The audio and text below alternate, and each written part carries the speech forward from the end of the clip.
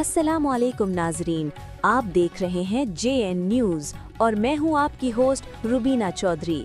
सबसे पहले नजर डालते हैं आज की अहम खबरों पर। मेलसी से खबर शामिल करेंगे। हाजी मोहम्मद वारिस सईदी की रिपोर्ट के मुताबिक मेलसी मौसमियाती तब्दीली के बाद ज़राअत को दरपेश चैलेंजेस में इजाफा हो रहा है, मगर मेलसी में कायम ऑरेन ग्रीन कंट्रोल शेड जदीद टेक्नोलॉजी के जरिए किसानों के लिए उम्मीद की नई किरण बन गया है।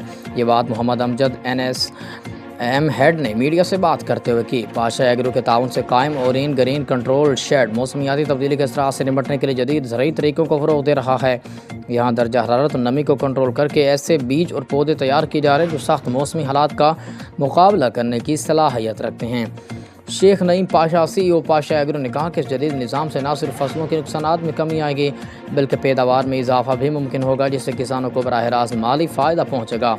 और इन ग्रीन शेड में हम ऐसी इकसाम तैयार करें जो गर्मी, खुश्की और दीगर मौसमी असरात को बर्दाश्त कर सकें। इससे ज़राअत को मुस्तहकम बनाने में मदद मिलेगी।